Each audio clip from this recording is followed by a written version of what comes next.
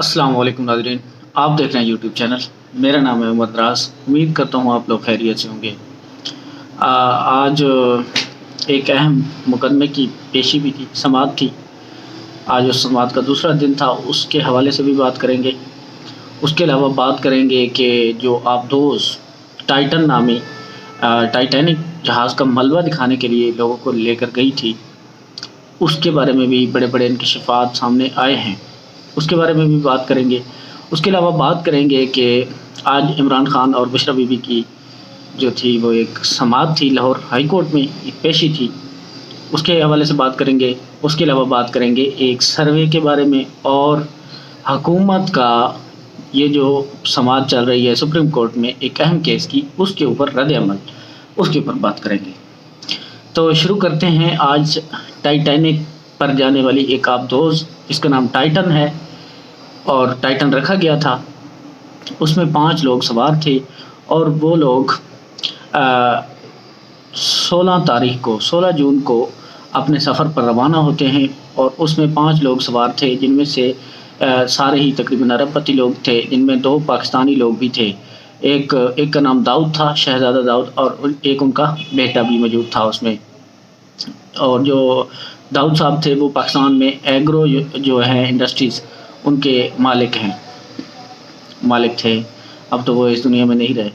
तो वो 16 तारीख को वो एक आबदोज़ जो है वो रवाना होती है इस सफ़र पर कि टाइटैनिक का जो मलबा है समुद्र में वो इन लोगों को दिखाया जाएगा। तो काफ़ी भारी भरकम जो किराया था, या आप कह लें पैसे वसूल किए उन्होंने इस हवाले से, इस चीज़ को दिखाने के लिए। करोड़ों में, तकरीबन डॉलर में था, लेकिन यहाँ पे तो वो करोड़ों में लागत बनती है। बताया ये जा रहा है कि 15 करोड़ के लगभग एक बंदे की टिकट बनती थी पाकिस्तानी रुपयों में। बहरहाल तो 2 घंटे बाद जब वो आबदोज़ थी वो समुद्र में गई, अपने सफ़र पर रवाना हुई, तो उसके 2 ही घंटे बाद उस आबदोज़ से ज़मीनी राब्ता या बाहर जो इंतज़ामिया बैठती है उनका राब्ता उससे मुनक़ता हो गया, राब्ता नहीं हो पाया।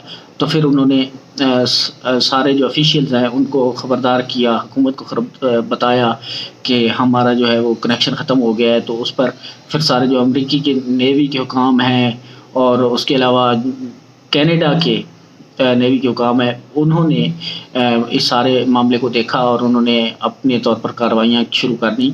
और बड़ी तवील कार्रवाई करने के बाद उनको कुछ थोड़ा-सा एहसास हुआ था कि यहाँ पे कोई आवाज़ें उनको महसूस हुई समुद्र के नीचे।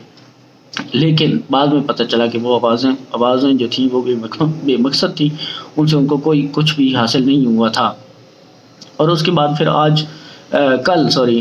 वहाँ के नेवल ऑफ़िशियल ने और उसके अलावा जो कंपनी थी, जिस कंपनी ने ये सारा कुछ इंतज़ाम किया हुआ था, उस कंपनी के हेड ने भी ये ऑफ़िशियली अनाउंस कर दिया था कि हम बदकिस्मती से उन बंदों को नहीं बचा सके और वो इस वक्त हमें मौजूद नहीं रहे। और नेवल हुकाम ने भी, यूएस नेवल हुकाम ने भी और कोस्टल गार्ड्स ने भी ये ऑफ़िशियली अनाउंस कर दिया कि जितने भी मुसाफिर उस आबदोज़ में सवार थे वो अब उसमें नहीं रहे। तो ये एक बड़े ही अफ़सोस की बात है। अल्लाह ताला हर बंदे को ऐसी मौत से बचाए। और ठीक है, कुछ बंदों को शौक़ होता है कि वो इन चीज़ों को दरियाफ़्त करे। हालाँकि इन लोगों को सोचना चाहिए था, जिन्होंने पहले तो कंपनी को सोचना चाहिए कि वो जो आबदोज़ बनाई गई थी उसकी बनावट पे थोड़ा ख़र्चा कर लेते या उस पे थोड़ी-सी रिसर्च वग़ैरह कर लेते तो आज ये साने ना होता।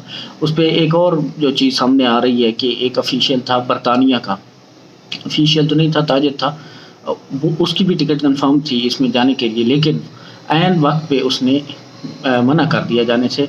और बाद में उसने बताया कि रीज़न ये है कि मैंने देखा कि इसकी तैयारी में जो मटीरियल इस्तेमाल हुआ है वो 2 नंबर है और इसका जो कंट्रोलिंग सिस्टम है वो एक जो जॉयस्टिक गेमिंग स्टिक होती है उससे इसको कंट्रोल किया जा रहा था। तो मैं इस पर यकीन नहीं कर सकता था, मैं इस पर एतमाद नहीं कर सकता था, इसलिए मैं नहीं गया। तो एक बात तो ये है कि उसको बाकी लोगों को भी बताना चाहिए था अगर उसने रिसर्च की थी, तो उसने नहीं बताया, ये उसकी भी गलतफ़हमी है या जो भी है। बहरहाल हमारे नज़दीक तो हम मुसलमान हैं अल्हम्दुलिल्लाह, हमारे नज़दीक तो मौत जो है वो शीशे के घर में भी आ सकती है, जहाँ मर्ज़ी बंद हो जाए, मौत से आप नहीं छुप सकते, जहाँ पे लिखी है वहाँ पे आनी है। लेकिन احتیاط ضروری ہے، احتیاط کرنی چاہیے۔ اللہ پاک ان کو اور ان کے خاندان کو صبر دے، استقامت دے، اور باقی جن کا نقصان ہوا ہے اللہ تعالیٰ ان کے نقصان کی بھرپائی کرے۔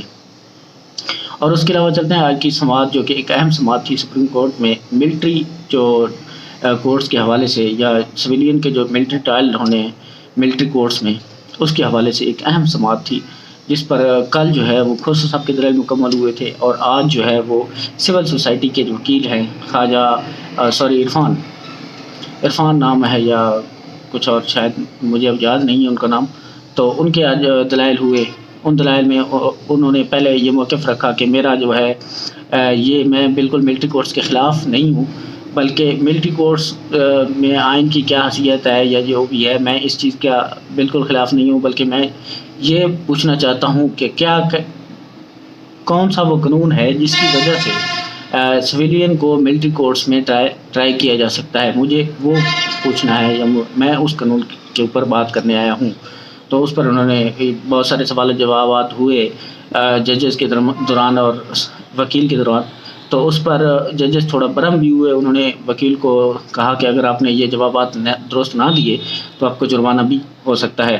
تو آخرکار انہوں نے جواب دے دیا، اور انہوں نے 1998 کے کیسز کے بھی جو فیصلے آئے تھے ملٹری کورٹس کے حوالے سے، اس کے بھی ساتھ میں ثبوت یا مثالیں دیں، اور ان مثالوں کو دیتے ہوئے انہوں نے اپنے جو ٹرائل تھے وہ مکمل کیے، اور ان کے جو دلائل تھے وہ آج مکمل ہوئے۔ اس کے بعد پھر کچھ ججز نے کہا کہ اٹارنی جنرل کو پوچھ لینا چاہیے کہ ان کا کیا موقف ہے، یا حکومت کا کیا موقف ہے کہ یہ جو سویلین ہیں ان کو فوج جو ہے وہ کس قانون کے تحت، یا کون سی ایسی سچویشن ہے جس کے تحت وہ ان کو ملٹری کورٹس میں ٹرائل کے لیے بلوا سکتی ہیں، یا اپنی کورٹس کے اندر سویلین کورٹ سے اٹھا کے بندے اپنی کورٹس میں بلوا سکتی ہیں۔ تو یہ ہمیں اٹارنی جنرل صاحب سے پوچھنا چاہیے، لیکن چیف جسٹس صاحب نے کہا نہیں، آج ہم تمام وکیلوں کے دلائل مکمل کریں گے، اس کے بعد ہم دیکھیں گے کہ اٹارنی جنرل صاحب کا موقف سنیں۔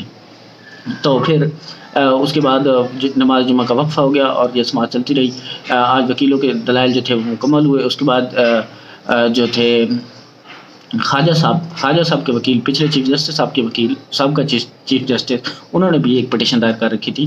ان کے وکیل ان کو بلایا گیا روسٹرم پر، ان کے دلائل سنے گئے۔ انہوں نے بھی یہی موقف رکھا، ان سے ملتا جلتا ہی موقف تھا ان کا بھی، کہ ہمارا کسی بھی سیاسی جماعت سے کوئی تعلق نہیں، ہم صرف یہ دیکھنا چاہتے ہیں کہ کون سی وہ شک ہے، یا کون سا وہ طریقہ کار ہے، یا کون سی وہ ایک ایسی سچویشن ہے جس میں آرمی کو سویلین کو بلانا پڑتا ہے ملٹری کورٹس میں، یا ملٹری کورٹس میں سویلین کو ٹرائل کیا جا سکتا ہے۔ تو ایسا کوئی ہمارے پاکستان کے قانون میں موجود نہیں ہے کہ جو سویلین ہیں ان کو ملٹری کورٹس میں ٹرائل کیا جائے۔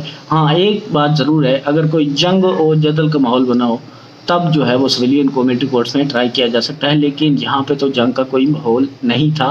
ہاں قانون کی خلاف ورزی ضرور ہوئی، لیکن جن لوگوں نے قانون کی خلاف ورزی کی ان لوگوں کے خلاف کارروائی کر کے، تفتیش کر کے ضرور ان کو جو مجرم ہیں ان کو شامل تفتیش کیا جائے، اور ان کے خلاف کڑی سے کڑی سزا بھی سنائی جائے۔ ہم اس چیز کی مخالفت بالکل نہیں کرتے، یہ انہوں نے کہا۔ تو اس کے بعد اٹارنی جنرل صاحب کو کل حکم ہوا تھا چیف جسٹس صاحب اور عدالت کی جانب سے کہ آپ پیش کریں کہ آپ کے پاس، آپ نے 9 مئی کے واقعات، 9 یا 10 مئی کے واقعات میں جو بندے گرفتار کیے ہوئے ہیں، تو انہوں نے بھی آج پنجاب حکومت نے بھی لسٹ جمع کروائی، اور اٹارنی جنرل صاحب نے بھی، تو یہ تقریباً 6000 کے لگ بھگ بندے تھے جو کہ انہوں نے گرفتار کیے ہوئے ہیں۔ یہ نمبر جو ہے وہ پہلی بار سامنے آیا۔ اس کے بعد آپ کو بتاتے ہیں کہ عمران خان اور بشریٰ بیگم کی جو ہے سابقہ خاتون اول ہے، ان کی لاہور ہائی کورٹ میں پیشی ہوئی، جس پر ان کو 26 جون تک عبوری ضمانت مل گئی اپنے مقدمات میں۔ اور اس کے علاوہ جو حکومت ہے، رانا ثناء اللہ کمپنی، انہوں نے یہ جو کیس چل رہا ہے اہم عدالت میں، اس کے اوپر انہوں نے یہ بیان دیتے ہوئے کہا ہے کہ عدالت میں پہلے یہ جو بینچ تھا وہ 9 رکنی تھا، اور اب اس میں سے 2 ججز جو کہ بڑے اہم جج ہیں، ایک نامینیٹڈ ہے سپریم کورٹ کے اگلے چیف جسٹس صاحب کے لیے، تو وہ اٹھ گئے ہیں، وہ اس بینچ کا حصہ نہیں رہے، اور ایک اور جج اٹھ گئے ہیں۔ تو اگر یہ دونوں جج اٹھ گئے ہیں تو ہم پھر انہوں نے مطلب ایسا تو نہیں کہا، لیکن ان کا اشارہ یہی تھا کہ وہ اس فیصلے کو تسلیم نہیں کریں گے، اور ابھی سے انہوں نے اس پر کام کرنا شروع کر دیا ہے اور بیانیہ جو ہے وہ گھڑنا شروع کر دیا ہے۔ لیکن دیکھنا یہ ہے کہ یہ جو 7 ججز ہیں ان میں بھی 2 دھڑے ہیں۔ کچھ جو ہیں وہ چیف جسٹس صاحب کے ساتھ ہیں، اور کچھ جو ہیں جو اس کے علاوہ جو جج اس عدالت سے اٹھ گئے ہیں، یہ نامینیٹڈ ہیں آنے والے چیف جسٹس صاحب کے لیے، ان کے ساتھ ہیں۔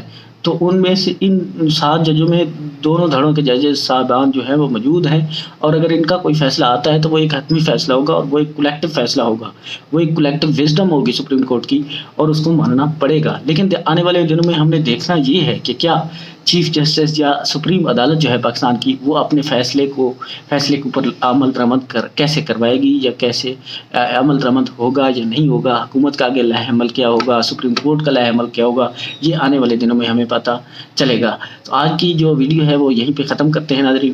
اپنا رکھیے گا ڈھیر سارا خیال، اپنے اس چینل کا بھی۔ اللہ حافظ، شکریہ۔